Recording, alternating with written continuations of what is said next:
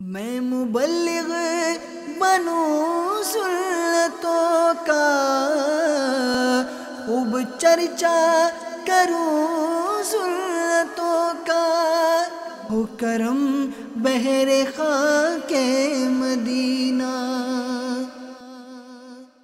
الحمدللہ رب العالمین، والصلاة والسلام علی سید المرسلین، اما بعد فاعوذ باللہ من الشیطان الرجیم، بسم اللہ الرحمن الرحیم۔ الصلاة والسلام علیک یا رسول اللہ وعلی آلک واصحابک یا حبیب اللہ۔ الصلاة والسلام علیک یا نبی اللہ وعلی آلک واصحابک یا نور اللہ۔ حضرت سیدنا انس رضی اللہ تعالی عنہ روایت کرتے ہیں، ایک شخص نے سرکار صلی اللہ تعالی علیہ وآلہ وسلم کی خدمت میں عرض کی کہ یا رسول اللہ صلی اللہ علیہ وآلہ وسلم، مجھے نصیحت ارشاد فرمائیے۔ ارشاد فرمایا، کام تدبیر سے اختیار کرو، پھر اگر اس کے انجام میں بھلائی دیکھو تو کر گزرو، اور اگر گمراہی کا خوف کرو تو باز رہو۔ یعنی جو کام کرنا ہے اس کا انجام دیکھا جائے اور اس کا انجام سوچ کر کیا جائے۔ میرے میٹھے میٹھے اسلامی بھائیوں، جامعات کے طلباء کے لیے ہماری مجلس نے ایک بہترین جدول مرتب فرمایا ہے، جس میں ان کو انفرادی کوشش بھی کرنی ہے، انہیں دعوت اسلامی کے مدنی ماحول سے نہ صرف خود وابستہ رہنا ہے بلکہ انفرادی کوشش کر کے دوسروں کو وابستہ کرنا ہے۔ جیسا کہ کہا جاتا ہے کہ جو بھی طالب العلم ہوتا ہے وہ اپنے ادارے کا نمائندہ ہوتا ہے۔ یہ بات تو طے ہے نا کہ جامعہ کا طالب العلم یہ جامعۃ المدینہ کا نمائندہ ہے، اس کا اچھا عمل یہ جامعۃ المدینہ کی نیک نامی، دعوت اسلامی کی نیک نامی کا ذریعہ بنے گا، اور اس کی لاپرواہی یہ جامعہ کو، دعوت اسلامی کو نقصان پہنچا سکتی ہے۔ اور جو احتیاط نہیں کرتے ان کے واقعات کتابوں میں، رسالوں میں لکھے جاتے ہیں کہ کس طرح کوئی بھی ایک طالب العلم کی لاپرواہی کے سبب ادارے کی بدنامی ہو گئی۔ جیسا کہ کہا جاتا ہے کہ ایک کالج میں ایک شخص آیا، کچھ اسٹوڈنٹس کھڑے تھے، ان سے آ کر پوچھا کہ پرنسپل صاحب کا کمرہ کون سا ہے؟ ایک شخص آیا اور اس نے آ کر کالج میں کھڑے ہوئے چند اسٹوڈنٹ سے پوچھا کہ پرنسپل صاحب کا کمرہ کون سا ہے؟ ایک نوجوان نے کہا کہ آپ سیدھے چلے جائیے، بالکل کونے میں جو جائیں گے تو سیدھے ہاتھ پر سامنے ہی پرنسپل صاحب کا کمرہ ہے۔ وہ شخص بڑی تیزی کے ساتھ چلتا ہوا کونے میں پہنچا، جیسے ہی سیدھے ہاتھ پر مڑا لکھا ہوا تھا ٹوائلٹس۔ اب یہ ایک مذاق تھا، جو ان نوجوانوں نے ایک نئے آنے والے کے ساتھ کیا۔ وہ شخص اس پرنسپل سے ملے بغیر واپس چلا گیا، اس لیے کہ اس نے کہا کہ اس ادارے کے جو طلباء ہیں، اس کالج کے جو اسٹوڈنٹس ہیں، یہ اتنے بدتمیز ہیں۔ اس نے پرنسپل سے ملنا بھی گوارا نہ کیا اور واپس چلا گیا۔ اب ہم یہ غور کریں کہ ہم بھی کسی ادارے کے نمائندے ہیں، ہماری ذمہ داری کیا ہے؟ ہماری ذمہ داری یہ ہے کہ ہم ایک ایسے ادارے سے وابستہ ہیں جو دعوت اسلامی کا ایک شعبہ ہے، اور دعوت اسلامی کیا ہے؟ دعوت اسلامی عالم اسلام کی سنتوں کی تربیت کرنے والی ایک اکلوتی واحد تحریک ہے کہ جس سے لاکھوں لاکھ کروڑوں عاشقان رسول محبت کرتے ہیں۔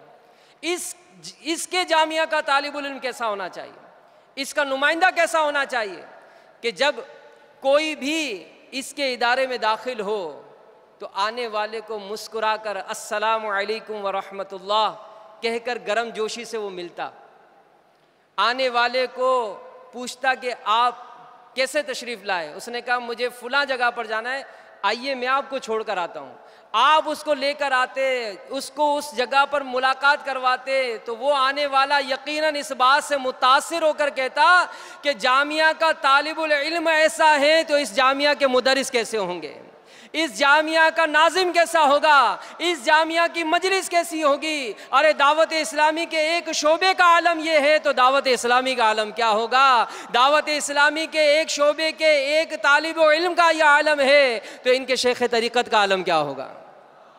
لنک جڑتا ہے نا، ایک کے پیچھے ایک ہے، ایک کے پیچھے ایک ہے۔ اور اب ہم دیکھ لیں کہ ہم اسی جامعہ سے متصل مثال فیضان مدینہ ہے، مدرس یا مسجد ہے، دنیا بھر میں پاکستان بھر میں جو جامعات ہیں ہمارے اجتماعات ہوتے ہیں۔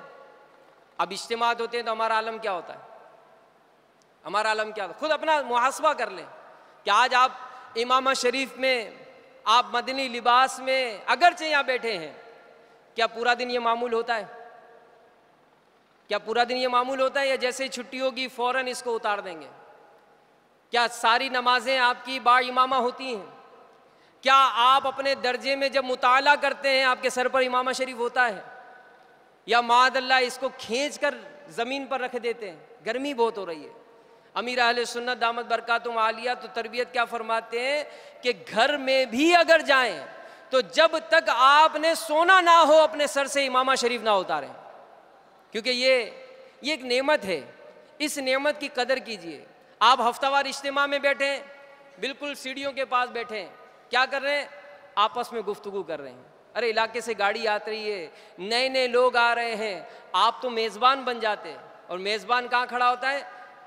کسی بھی ہال میں، کسی بھی جگہ پر جب دعوت ہوتی ہے میزبان دروازے پر کھڑا ہو کر مہمانوں کا استقبال کرتا ہے، آئیے تشریف لائیے، آئیے، تعویذات عطاریہ دیے جاتے ہیں۔ کیا ہمارا یہ معمول ہے کہ میں اس وقت میں اس نئے آنے والے مریض جو طرح طرح کے امراض میں مبتلا ہے، طرح طرح کے معاملات میں مبتلا ہے، میں اس سے انفرادی کوشش کرتا، میں اس کا نام پوچھتا، اس کو اجتماع کی دعوت دیتا، اس کو مدنی قافلے کی دعوت دیتا، ارے اس کو دعوت اسلامی کے ماحول سے وابستہ کرنے کی کوشش کرتا؟ کیا میں نے کوشش کی؟ اس طرح ایک واقعہ ہوا تھا، اسی طرح جامعۃ المدینہ باب المدینہ میں ایک طالب العلم پنجاب سے پڑھنے آئے تھے۔ ان کی یہ بہار فیضان سنت میں بھی لکھی ہے، امیر اہل سنت میں۔ ان کے ایک رشتہ دار باب المدینہ میں رہتے تھے۔ ایک مرتبہ وہ رشتہ دار ان سے ملنے آئے، وہ بھی ان کے ہم عمر تھے۔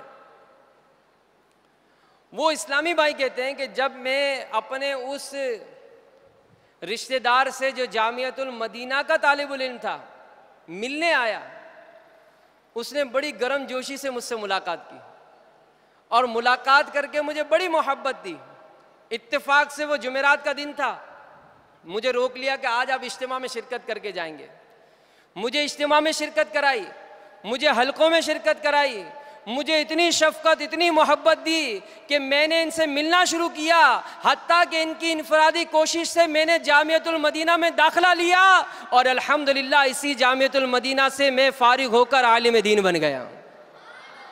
ملنے آیا تھا، اس ملنے والے پر انفرادی کوشش کی، وہ جو دعوت اسلامی کے ماحول سے وابستہ نہیں تھا، صرف انفرادی کوشش کی برکت سے وہ جامعۃ المدینہ سے وابستہ ہوا اور درس نظامی سے فراغت حاصل کی۔ تو کیا ہم نہیں کر سکتے؟ کیا ہم نہیں کر سکتے؟ ہم اس کی برکت کیوں نہیں لوٹ سکتے؟ روزانہ ہمارے جو جامعۃ المدینہ سے متصل فیضان مدینہ ہے، ہزاروں سینکڑوں کی آمد رفت ہوتی ہے، تعویذات عطاریہ، بے شمار اسلام بھائی تعویذات عطاریہ کے لیے آتے ہیں۔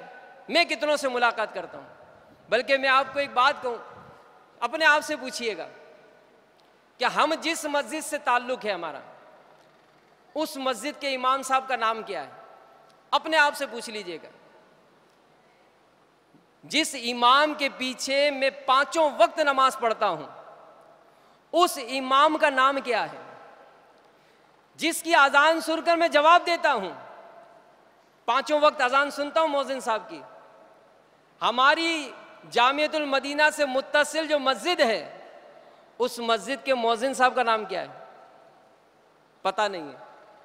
ہماری جامعۃ المدینہ سے متصل جو مسجد ہے اس مسجد کے خادم صاحب کا نام کیا ہے؟ ہمیں نہیں پتا. جس کے ہاتھ کی ہم روٹی کھا رہے ہیں، جو ہمارے لیے روٹیاں پکا رہا ہے، جو ہمارا کھانا پکا رہا ہے، اس کا نام کیا ہے؟ کیا ہم نے کوشش کی کہ کبھی وہ بھی ماحول سے وابستہ ہو جائے؟ ہو سکتا ہے مبلغ ہی ہو ہمارا، ہو سکتا ہے، لیکن اگر نہیں ہے تو کیا میں ایک دعوت اسلامی کا مبلغ بن کر میں اس پر انفرادی کوشش کرتا، وہ دعوت اسلامی کا سے ماحول سے وابستہ ہو جاتا اور پھر یہ برکتیں ملتی کہ جب وہ روٹی پکاتا تو درود پاک پڑھتے پڑھتے ہماری روٹی پکاتا. جب وہ کھانا پکاتا تو درود پاک پڑھتے پڑھتے وہ ہمارے لیے کھانا پکاتا. تو جب ایسا کھانا میں کھاؤں گا تو یقیناً مجھے برکتیں نصیب ہوں گی. تو کیا ہم نے ہمارے جو باورچی ہیں، ہمارے لیے جو کھانا پکاتے ہیں، کیا ہم نے کبھی ان پر ایسی انفرادی کوشش کی؟ تو اگر ہماری یہ ترکیب نہیں ہے تو میرے میٹھے میٹھے پیارے پیارے اسلامی بھائیوں، آج ہی سے نیت کر لیں، آج ہی سے نیت کر لیں کہ ہماری جامعۃ المدینہ سے متصل اس کا جتنا بھی عملہ ہوگا انشاءاللہ ان سب کو دعوت اسلامی کا مبلغ بنائیں گے. بھرپور نیت کریں، ایسی نیت کریں کہ آپ کی انشاءاللہ کی صدائیں پاکستان بھر کی جامعات، نہیں دنیا بھر کی جامعات، بلکہ آج مدنی چینل کے ذریعے ہر گھر میں ہمارا یہ پیغام پہنچ جائے کہ انشاءاللہ ہم انفرادی کوشش کرتے ہوئے کم از کم روزانہ 2 اسلامی بھائیوں کو مدنی ماحول سے ضرور وابستہ کریں گے. اس میں ہمارے لیے فائدہ بھی ہے، اس میں ہمارے لیے فائدہ بھی ہے کہ اگر کسی کو نیکی کی دعوت پیش کی، جیسا کہ میں نے اس مبلغ کا عرض کیا کہ یہ مبلغ نے انفرادی کوشش کی تو ایک ایسا جو بالکل ماحول سے وابستہ ہی نہیں تھا، الحمدللہ اس اسلامی بھائی کی انفرادی کوشش کی برکت سے وہ جامعہ میں داخلہ لیا اور عالم دین بن گیا. تو اب جب تک وہ علم اسے نفع پہنچاتا رہے گا جس نے اس سے کوشش کی، جس نے انفرادی کوشش کی، یقیناً اس کو بھی اس کی برکتیں حاصل ہوں گی. صلو علی الحبیب. تو میرے میٹھے میٹھے اور پیارے پیارے اسلامی بھائیوں، عقل کے استعمال پر ہماری گفتگو ہو رہی تھی. منقول ہے کہ ایک عمارت زیر تعمیر تھی، اس کی دیوار میں ایک سوراخ تھا. ایک چھوٹا سا پرندہ اس سوراخ میں گر گیا. اب سوراخ اتنا چھوٹا تھا کہ ہاتھ نہیں جاتا تھا. اب وہ سوراخ بند بھی ہونا تھا، اگر اسی میں مال ڈال دیتے تو پرندہ مر جاتا، کسی چیز کو داخل کرتے تو وہ چیز اس کو زخمی کر دیتی. اب سب پریشان تھے کہ اس پرندے کو کیسے نکالیں، کہ ہاتھ انگلیاں جا نہیں رہی، سوراخ بہت چھوٹا ہے اور یہ پرندہ اگر اندر رہے گا تو مر جائے گا. چنانچہ ایک شخص آیا، اس نے عقل کا استعمال کیا اور کیا کیا کہ اس نے کناروں سے مٹی ڈالنا شروع کی. اب کناروں سے جیسے جیسے مٹی گئی وہ پرندہ جو ہے وہ مٹی کے اوپر چڑھتا گیا، یہاں تک کہ تھوڑی دیر میں وہ سوراخ مٹی سے بھر گیا اور پرندہ خود بخود باہر آ گیا. عقل کا استعمال. تو عقل کا استعمال اگر صحیح کیا جائے تو میرے میٹھے میٹھے اور پیارے پیارے اسلامی بھائیوں، یقیناً ہم بہت ساری برکتیں حاصل کر سکتے ہیں. کھانے پینے کی احتیاط امیر اہل سنت نے ہمیں لکھ کر دے دی، بلکہ یہاں تک اسلامی بھائیوں کا کہنا ہے کہ امیر اہل سنت کی جو تحریر ہے آداب طعام، جب وہ پڑھتے ہیں تو ہمیں احساس ہوتا ہے کہ ہمیں تو آج تک کھانا کھانا بھی نہیں آتا ہے. کھانا کھانا بھی نہیں آتا ہے، کہ ہم کھانا کھاتے نہیں بلکہ کھانا نگلتے ہیں۔ امیر اہل سنت کھانا کھانے کی تربیت دے رہے ہیں، ہمیں چلنے کی تربیت دے رہے ہیں، ہمیں اٹھنے کی تربیت دے رہے ہیں، ہمیں بیٹھنے کی تربیت دے رہے ہیں۔ بس امیر اہل سنت کے عطا کردہ مدنی انعامات سے اگر ہم رشتہ جوڑ لیں تو دنیا میں بھی ہمارے معاملات اچھے ہو جائیں، انشاءاللہ موت کے وقت بھی راحت نصیب ہوگی، میدان قیامت میں بھی راحت نصیب ہوگی، بلکہ جنت میں بھی آقا کا قرب نصیب ہوگا۔ تو مجھے کہا گیا تھا ایک طالب العلم کو کیسا ہونا چاہیے، ایک طالب العلم کو کیسا ہونا چاہیے، تو میں نے غور کیا اس پر، تو مجھے یہی جواب ملا کہ ایک طالب العلم کو عطار کا منظور نظر ہونا چاہیے۔ ایک طالب علم کو کیسا ہونا چاہیے؟ ایک طالب علم کو عطار کا منظور نظر ہونا چاہیے۔ تو کون کون بنے گا منظور نظر؟ سبحان اللہ۔ انشاءاللہ مرشد کے عطا کردہ مدنی انعامات پر عمل کریں گے، انشاءاللہ دنیا اور آخرت کی ڈھیروں بھلائیاں حاصل ہوں گی۔ میرے میٹھے میٹھے اور پیارے پیارے اسلامی بھائیوں، مدنی چینل کے ناظرین، بعض اوقات ہماری جو اسلامی بھائی پڑھتے ہیں یا جو پڑھاتے ہیں، یہ بعض اوقات بہت محدود ہو جاتے ہیں کہ جناب میرا کام یہی ہے، میرا کام اور نہیں ہے۔ دیکھیں ہم دعوت اسلامی والے ہیں، اور دعوت اسلامی نے ہمیں کیا مدنی مقصد عطا فرمایا؟ مجھے اپنی اور ساری دنیا کے لوگوں کی اصلاح کوشش کرنی انشاءاللہ عز و جل۔ تو اپنی اصلاح کی کوشش کے لیے مدنی انعامات پر عمل، اور ساری دنیا کے لوگوں کی اصلاح کی کوشش کے لیے مدنی قافلوں میں سفر کرنا ہے۔